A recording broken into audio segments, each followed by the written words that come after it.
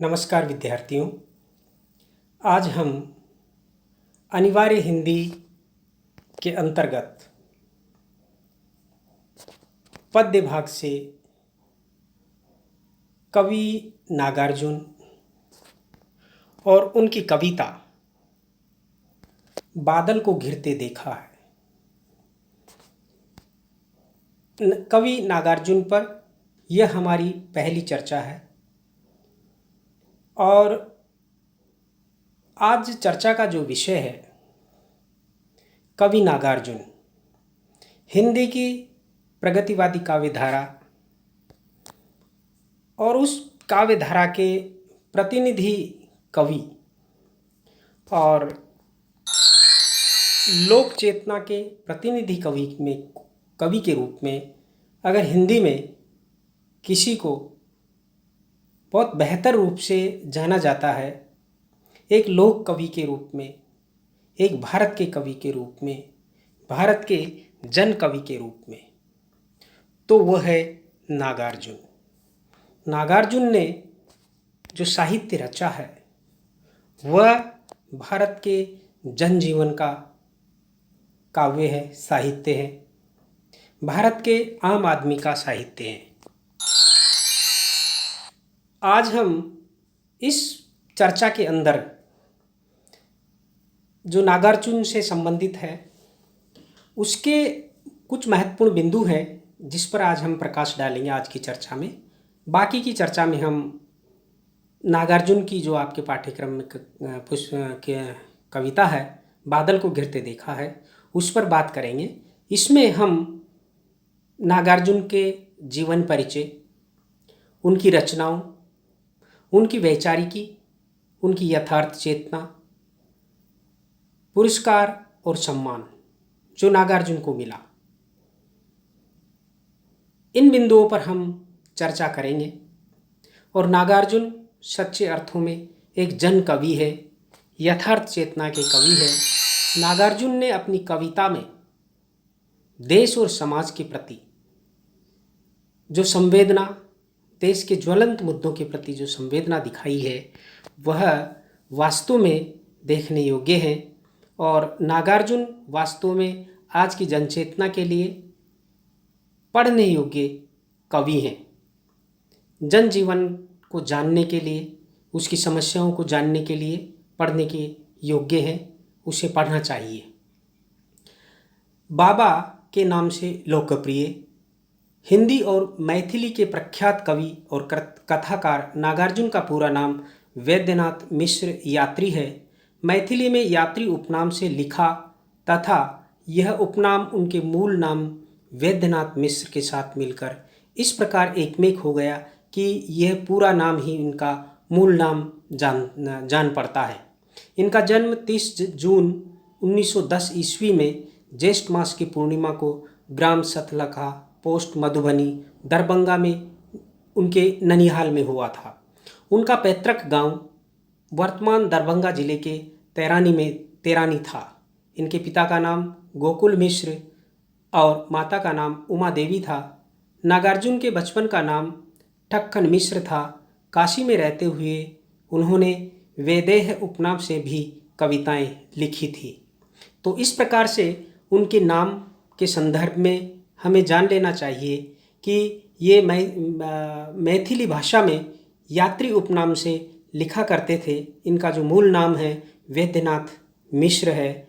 बचपन में परिवार में ये ठक्कन मिश्र के नाम से जाने जाते थे। काशी में रहते हुए इन्होंने वैदेह उपनाम से भी कविताएं लिखी थी। इन्होंने बौद्ध धर्म भी ग्रहण किया था। यह नागार्जुन की एक प्रकार से क्रांति चेतना का ही प्रतीक है, विद्रोह का प्रतीक है। जिस प्रकार से क्रांति और विद्रोह के रूप में हिंदी साहित्य में निराला को जाना जाता है तो ये निराला के पर्याय से कम नहीं है। 1936 में सिंहल में विद्यालंकार परिवेण में ही नागार्जुन नाम ग्रहण किया था। प्रारंभ में उनकी हिंदी कविताएं भी यात्री के उपनाम से छपती थी। हिंदी में भी वो प्रारंभ में यात्री उपनाम से कविताएं लिखा करते थे, लेकिन बौद्ध धर्म ग्रहण करने के बाद उनके कुछ मित्रों के आग्रह पर 1941 ईस्वी के बाद उन्होंने हिंदी में नागार्जुन के अलावा किसी नाम से न लिखने का निर्णय लिया। कालिदास उनके सर्वाधिक लोकप्रिय कवि हैं। निराला भी उनके सबसे अधिक प्रिय कवि हैं। कालिदास और निराला उनके प्रिय कवि थे। नागार्जुन लगभग 68 वर्ष तक रचना कर्म से जुड़े रहे। एक लंबा रचना काल है, 1929 से शुरू होता है जो 1997 ईस्वी तक चलता रहता है, निरंतर निर्बाध। उन्होंने कविता, कहानी, संस्मरण, यात्राव्रत, निबंध, बाल साहित्य आदि सभी विधाओं पर कलम चलाई। पीड़ित और शोषित वर्ग के पक्षधर नागार्जुन न केवल हिंदी बल्कि मैथिली, संस्कृत, पाली, पंजाबी, अंग्रेजी आदि भाषाओं के जानकार थे। संस्कृत, मैथिली एवं बांग्ला से अनुवाद कार्य भी इन्होंने किया है। कवि रूप में नागार्जुन प्रगतिशील अर्थात प्रगतिवादी विचारधारा और प्रयोगशील दोनों रहे हैं, यानी कि उनकी कविता में प्रयोगवाद भी मिलता है, प्रयोगशीलता भी मिलती है, क्योंकि उन्होंने शिल्प के स्तर पर प्रयोग किया है, वस्तु के स्तर पर प्रयोग किया है। लेकिन अनेक कविताएं प्रगति और प्रयोग के मणिकांचन संयोग के कारण एक प्रकार से सहज भाव और सौंदर्य में दीप्त हो उठी है। नागार्जुन जीवन और साहित्य दोनों में पीड़ित जन के पक्षधर हैं। यह सबसे महत्वपूर्ण विशेषता है नागार्जुन की कि वो जीवन में भी और साहित्य में भी, साहित्य लेखन में भी उनकी लेखनी पीड़ित जन की पीड़ा को वो व्यक्त करते हैं, उसका पक्ष लेते हैं। सादा जीवन व परिवेश तथा प्रगतिशील विचारधारा ने इनके दृष्टिकोण को व्यापकता प्रदान की। सामान्य जन के प्रति पक्षधरता इनके संपूर्ण साहित्य में अभिव्यक्त हुई है। हिंदी साहित्य में पदार्पण से पूर्व नागार्जुन यात्री के नाम से काव्य रचनाएं किया करते थे। आधुनिक हिंदी कविता में शिष्ट, गंभीर, हास्य तथा सूक्ष्म चुटीले व्यंग्य की दृष्टि से नागार्जुन की कविताएं विशिष्ट स्थान की अधिकारिणी हैं। उनकी काव्य भाषा लोक भाषा से निकटता रखती है, अर्थात कहने का तात्पर्य है उनकी कविताओं में जिस भाषा का प्रयोग हुआ है वो आम जन की भाषा है, सामान्य जन की भाषा है। नागार्जुन की पहली प्रकाशित रचना मैथिली कविता थी, जो 1929 ईस्वी में लहेरिया सराय दरभंगा से प्रकाशित मिथिला नामक पत्रिका में छपी थी। उनकी पहली हिंदी रचना याद रखने योग्य है, उनकी पहली हिंदी रचना राम के प्रति नामक कविता थी, जो 1934 ईस्वी में लाहौर से निकलने वाले साप्ताहिक विश्व बंधु पत्र में छपी थी। तो हिंदी में जो उनकी पहली रचना आई वह राम के प्रति नाम से है। चूँकि नागार्जुन की साहित्य चेतना, उनके कृतित्व की विशिष्टताओं को परखने के लिए नागार्जुन की गद्य रचनाओं पर भी अलग से विचार किया जाना उचित प्रतीत होता है, क्योंकि उन्होंने गद्य भी प्रभुत मात्रा में लिखा है। इसलिए यहाँ पर हम गद्य रचना और नागार्जुन शीर्षक से अलग से टिप्पणी कर रहे हैं। नागार्जुन की गद्य रचनाओं में सामाजिक समस्याओं के एक सजे हुए लेखक के रूप में सामने आते हैं। नागार्जुन हमारे सामने सामाजिक गद्य रचनाओं में सामाजिक समस्याओं के एक सजे हुए लेखक के रूप में सामने आते हैं।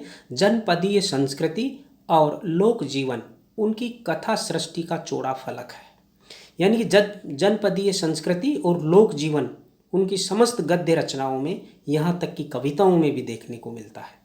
उन्होंने कहीं तो आंचलिक परिवेश में किसी ग्रामीण परिवार के सुख दुख की कहानी कही है, कहीं पर मार्क्सवादी सिद्धांतों की झलक देते हुए सामाजिक आंदोलनों का समर्थन किया है, और कहीं कहीं समाज में व्याप्त शोषण वृत्ति एवं धार्मिक सामाजिक कुरीतियों पर कुठाराघात किया है।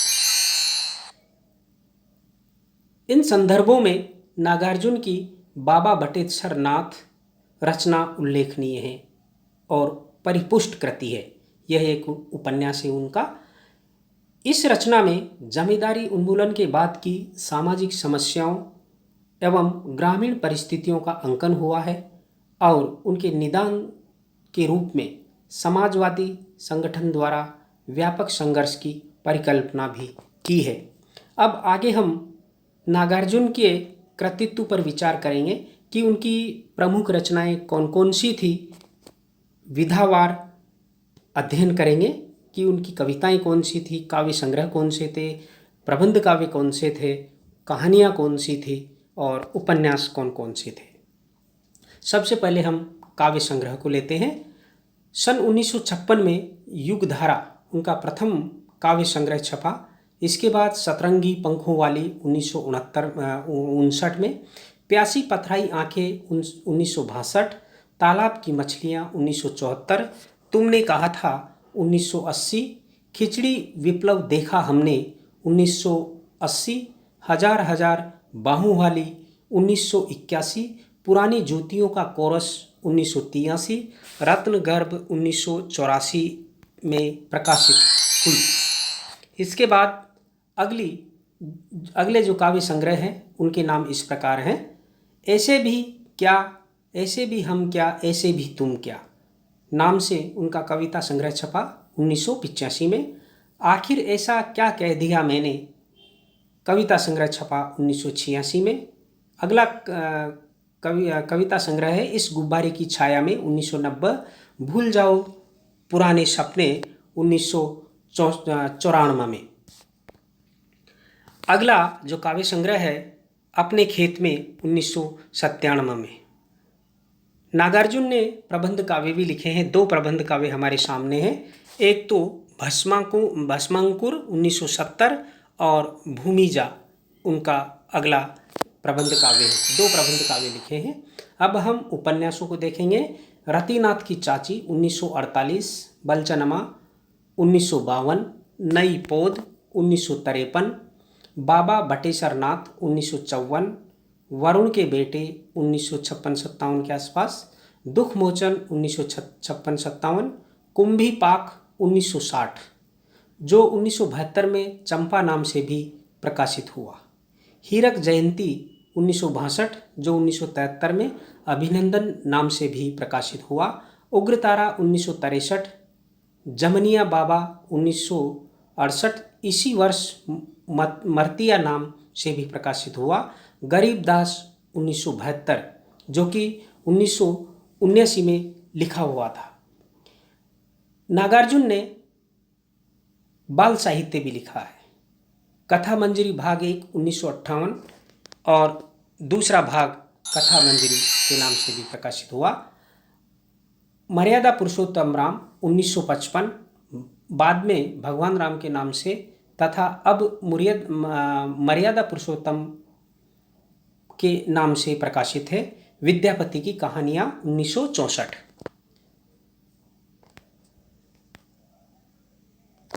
उनका एक कहानी संग्रह भी है जो आसमान में चंदा तेरे नाम से प्रकाशित है और एक संस्मरण है जो एक व्यक्ति एक युग के नाम से प्रकाशित है।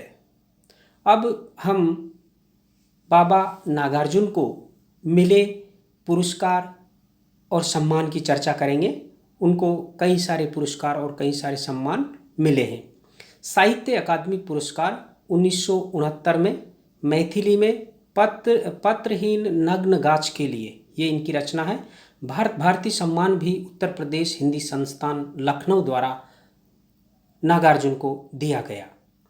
अगला पुरस्कार है मैथिली शरण गुप्त सम्मान जो मध्य प्रदेश सरकार के द्वारा बाबा नागार्जुन को दिया गया। राजेंद्र शिखर सम्मान 1994 बिहार सरकार के द्वारा दिया गया। साहित्य अकादमी की सर्वोच्च फेलोशिप से भी बाबा नागार्जुन को सम्मानित किया गया। राहुल सांकृत्यायन सम्मान पश्चिम बंगाल सरकार के द्वारा बाबा नागार्जुन को दिया गया। अब हम नागार्जुन की यथार्थ चेतना और लोक दृष्टि पर बात करेंगे, क्योंकि यथार्थ चेतना का तात्पर्य यह कि बाबा नागार्जुन ने अपनी कविताओं में उस यथार्थ का चित्रण किया है जो उन्होंने देखा है, चाहे वह कितना ही बधेश हो, चाहे वह कितना ही घृणास्पद हो। उन्होंने जो उसको कहीं कोई लाग लपेट नहीं रखी, यथार्थ में उसको व्यक्त किया है। और लोक दृष्टि से तात्पर्य यह कि समाज में, लोक में को देखने और परखने में बाबा नागार्जुन कहीं भी चूके नहीं हैं। ये दृष्टि उनकी बहुत ही गंभीर है। हिंदी के प्रगतिवादी कवियों में नागार्जुन का विशिष्ट स्थान है। नागार्जुन के व्यक्तित्व पर सर्वाधिक प्रभाव राहुल सांकृत्यायन एवं निराला का पड़ा था।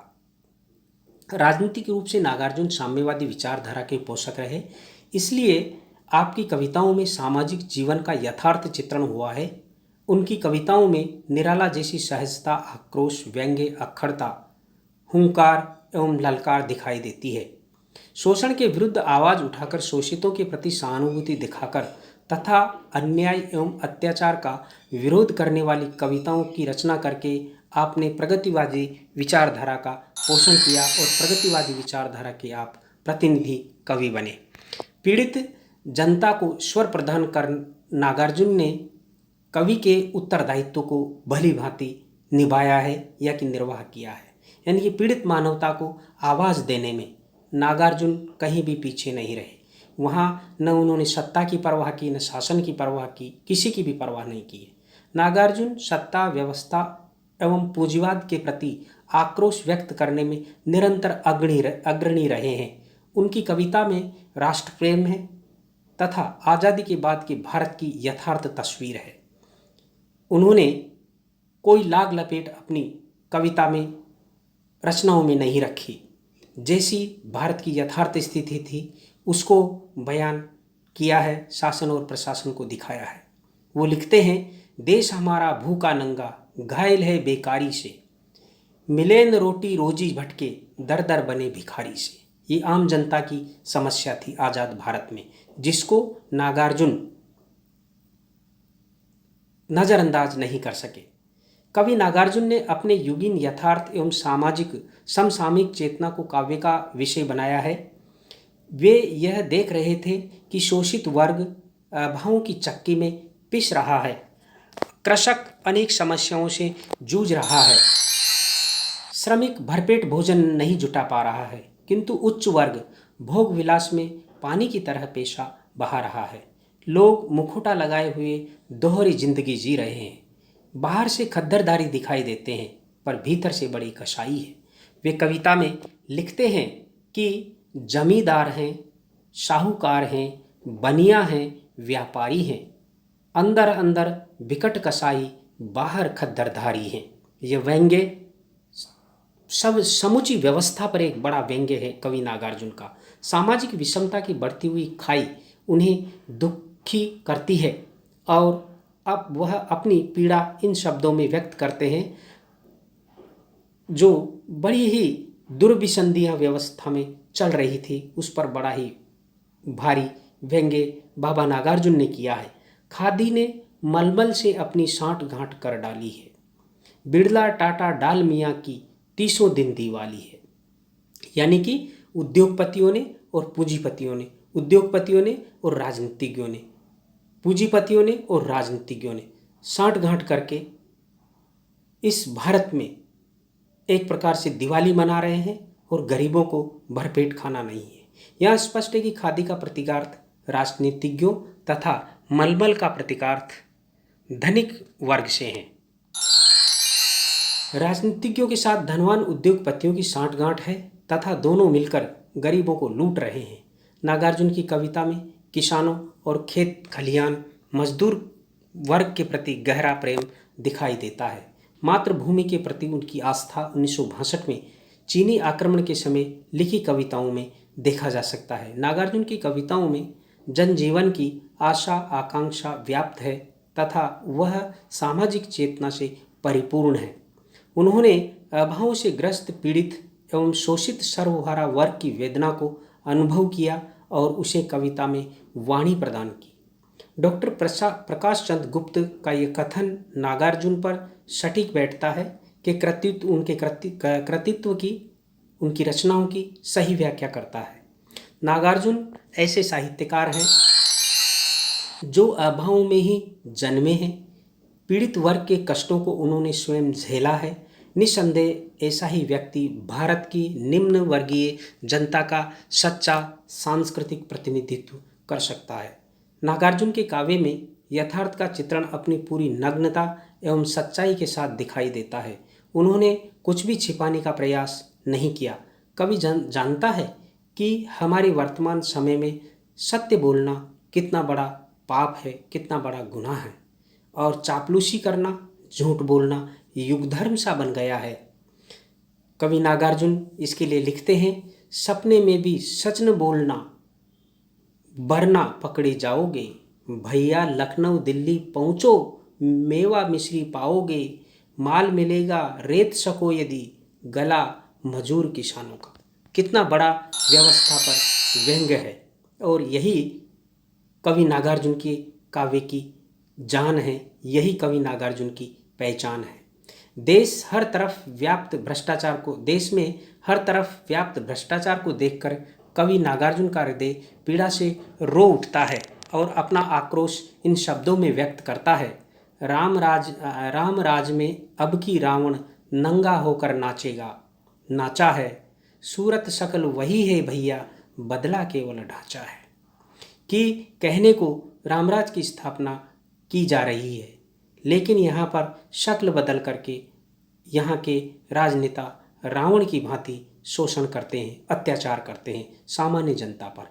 यथार्थ दृष्टि और लोक चेतना के संदर्भ में निष्कर्ष यह है कि कवि ने मजदूर, किसान, व्यापारी, नेता, जमींदार सब पर दृष्टिपात करते हुए उनका यथार्थ चित्रण अपने काव्य में किया है। उसे सामाजिक विषमता पर आक्रोश किया है। वैयक्तिक अभावों से पीड़ित जनता से उसे सहानुभूति है, और शोषकों के वैभव एवं विलास पर वह खुलकर व्यंग्य करते हैं। देश में व्याप्त भ्रष्टाचार एवं योजनाओं की विफलता की यथार्थ चित्र भी नागार्जुन की कविता में बहुत ही महत्वपूर्ण बिंबात्मक रूप में बन पड़े हैं। वो लिखते हैं, 5 वर्ष की बनी योजना, एक नहीं दो दो तीन, कागज के फूलों ने ले ली सबकी खुशबू छीन।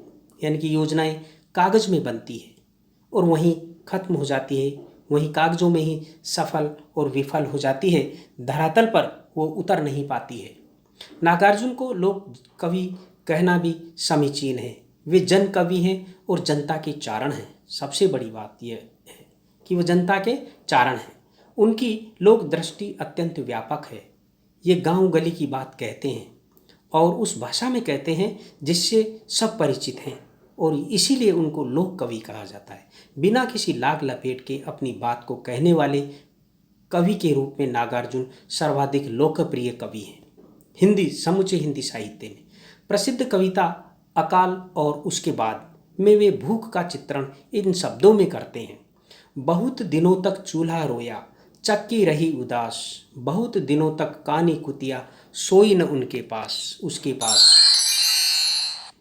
नागार्जुन कहीं राजनीति एवं राजनीतिक नेताओं पर व्यंग्य करते हैं, तो कहीं पूंजीपतियों की लोलुपता व स्वार्थपरता को अपने काव्य का विषय बनाते हैं। निश्चय ही उनकी लोक दृष्टि व्यापक कही जा सकती है। नागार्जुन के काव्य में अब तक की पूरी भारतीय काव्य परंपरा ही जीवंत रूप में उपस्थित देखी जा सकती है। उनका कवि व्यक्तित्व कालिदास और विद्यापति जैसे कई कालजयी कवियों के रचना संसार के गहन अवगाहन, बौद्ध एवं मार्क्सवाद जैसे बहुजनोन्मुखी दर्शन के व्यावहारिक अनुगमन तथा सबसे बढ़कर अपने काव्य और परिवेश की समस्याओं, चिंताओं एवं संघर्षों से प्रत्यक्ष जुड़ाव तथा लोक संस्कृति एवं लोक हृदय की गहरी पहचान से निर्मित है। उनका यात्रीपन भारतीय जनमानस एवं विषय वस्तु को समग्र और सच्चे रूप में प्रस्तुत करता है। मैथिली, हिंदी और संस्कृत के अलावा पाली, प्राकृत, बांग्ला, सिंहली, तिब्बती आदि अनेकानेक भाषाओं का ज्ञान भी उनके लिए इसी उद्देश्य में सहायक रहा है। यहाँ कहा जा सकता है कि नागार्जुन को कई भाषाओं का ज्ञान था और यह भाषा ज्ञान उनकी साहित्य चेतना को समृद्ध करने में सहायक रहा। उनका प्रगतिशील, सक्रिय और प्रतिबद्ध सुदीर्घ जीवन उनके काव्य में जीवंत रूप से प्रतिध्वनित और प्रतिबिंबित होता है। नागार्जुन सही अर्थों में भारतीय मिट्टी से बने आधुनिकतम कवि हैं। उन्होंने आज़ादी से पहले और बाद में भी कई बड़े जन आंदोलनों में भाग लिया था। 1939 से 1942 के बीच बिहार में किसानों के लिए एक प्रदर्शन का नेतृत्व करने की वजह से उन्हें जेल भी जाना पड़ा था। आज़ादी के बाद लंबे समय तक वो पत्रकारिता से जुड़े रहे और जनता की आवाज़ बनते रहे।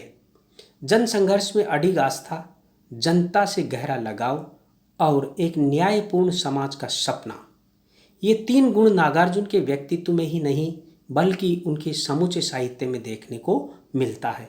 निराला के बाद नागार्जुन अकेले ऐसे कवि हैं जिन्होंने इतने छंद, इतने ढंग, इतनी शैलियाँ और इतने काव्य रूपों का इस्तेमाल किया है।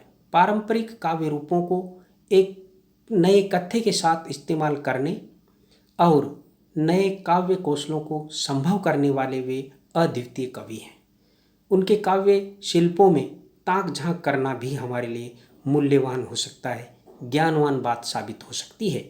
उनकी अभिव्यक्ति का ढंग तिर्यक भी है, बेहद ठेठ और सीधा भी। अपनी तिर्यकता में वे जितने बेजोड़ हैं, अपनी वाग्मिता में वे उतने ही विलक्षण भी हैं। काव्य रूपों को इस्तेमाल करने में उनमें किसी प्रकार की कोई अंतर्बाधा नहीं है। उनकी कविता में एक प्रमुख शैली स्वगत में मुक्त बातचीत की शैली है। नागार्जुन की ही कविता से पद उधार ले तो कह सकते हैं, स्वगत शोक में बीज निहित है विश्व व्यथा के। उनकी व्यथा है वो विश्वव्यापी थी। भाषा पर बाबा नागार्जुन का गजब का अधिकार था। देसी बोली के ठेठ शब्दों से लेकर संस्कृत निष्ठ शास्त्रीय पदावली तक उनकी भाषा के अनेकों स्तर है। उन्होंने तो हिंदी के अलावा मैथिली, बांग्ला और संस्कृत में अलग से बहुत कुछ लिखा है।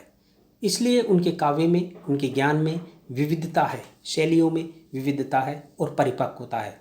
बाबा की कविताओं में कबीर से लेकर धूमिल तक की पूरी हिंदी काव्य परंपरा एक साथ जीवंत है। बाबा ने छंद से भी परहेज नहीं किया, बल्कि उसका अपनी कविताओं में क्रांतिकारी ढंग से इस्तेमाल करके भी दिखा दिया है। बाबा की कविताओं की लोकप्रियता का एक आधार उनके द्वारा किया गया छंदों का सदा हुआ चमत्कारिक प्रयोग भी है। समकालीन प्रमुख हिंदी साहित्यकार उदय प्रकाश के अनुसार ये जोर देकर कहने की जरूरत है कि बाबा नागार्जुन 20वीं शताब्दी की हिंदी कविता के सिर्फ बधेश और मात्र विद्रोही मिजाज के कवि नहीं, वे हिंदी जाति के सबसे अधिक मौलिक बौद्धिक कवि थे। वे सिर्फ एजिड पोएट नहीं, पारंपरिक भारतीय काव्य परंपरा के विरल अभिजात और एलिट पोएट भी थे। उदय प्रकाश ने बाबा नागार्जुन के व्यक्तित्व निर्माण एवं कृतित्व की व्यापक महत्ता को एक साथ संकेतित करते हुए एक ही महाकाव्य में लिखा है। आगे जो विचार हैं वो उदय प्रकाश के हैं और उन्होंने बाबा नागार्जुन के व्यक्तित्व को एक बड़े वाक्य में, अर्ध पंक्तियों में परिभाषित किया है और बहुत कुछ परिभाषित किया है। वो उनकी महत्ता को स्थापित करते हैं। खुद ही विचार करिए, उदय प्रकाश लिखते हैं कि खुद ही विचार करिए, जिस कवि ने बौद्ध दर्शन और मार्क्सवाद का गहन अध्ययन किया हो, राहुल सांकृत्यायन और आनंद कौत्सल्यायन जैसी प्रचंड मेधाओं का जो साथी रहा हो, जिसने प्राचीन भारतीय चिंतन परंपरा का ज्ञान पाली, प्राकृत, अपभ्रंश और संस्कृत जैसी भाषाओं में महारत हासिल करके प्राप्त किया हो, जिस कवि ने हिंदी, मैथिली, बांग्ला और संस्कृत में लगभग एक जैसा वाग वैदग्ध्य अर्जित किया हो, अपनी मूल प्रज्ञा और संज्ञान में जो तुलसी और कबीर की महान संत परंपरा के निकटस्थ हों। जिस रचनाकार ने बलचनमा और वरुण के बेटे जैसे उपन्यासों के द्वारा हिंदी में आंचलिक उपन्यास लेखन की नींव रखी हो, जिसके चलते हिंदी कथा साहित्य को रेणु जैसी ऐतिहासिक प्रतिभा प्राप्त हुई हो। जिस कवि ने अपने आक्रांत निजी जीवन ही नहीं बल्कि अपने समूचे दिक् और काल की राष्ट्रीय अंतर्राष्ट्रीय घटनाओं और व्यक्तित्व पर अपनी निर्भ्रांत कलम चलाई हो। 20वीं सदी के किसी आधुनिक राजनीतिक व्यक्तित्व लेनिन पर समूचा खंड काव्य रच डाला हो, जिसके हैंडलूम के सस्ते झोले में मेघदूतम और इकोनॉमिक पॉलिटिकल वीकली, ये पत्रिका का नाम है, एक साथ रखे मिलते हों। अर्थात जो कवि अपने साधारण झोले में मेघदूत भी रखता हो और इकोनॉमिक पॉलिटिकली वीकली भी रखता हो, उसके ज्ञान की क्या सीमाएं हो सकती है। जिसकी अंग्रेजी भी किसी समकालीन हिंदी कवि या आलोचक से बेहतर ही रही हो, जिसने रजनी पाम दत्त, नेहरू, बारतोल्त ब्रेख्त, निराला, लुशून से लेकर Vinoba, Morarji, JP, Lohia, Kenyatta, Elizabeth, Eisenhower आदि पर स्मरणीय और अत्यंत लोकप्रिय कविताएं लिखी हो। 20वीं सदी की हिंदी कविता का प्रतिनिधि बौद्धिक कवि वह है। इस प्रकार से नागार्जुन हिंदी साहित्य के एक प्रतिनिधि कवि हैं, लोकप्रिय कवि हैं और उनकी जो सबसे बड़ी विशेषता है कि वो आम आदमी के कवि हैं, भारत की आम जनता से जुड़े हुए कवि हैं और आम जीवन से जुड़े हुए अनुभव उनके जीवन के निजी अनुभव रहे हैं। इसलिए उनकी कविता में एक आक्रोश है, एक व्यंग्य है।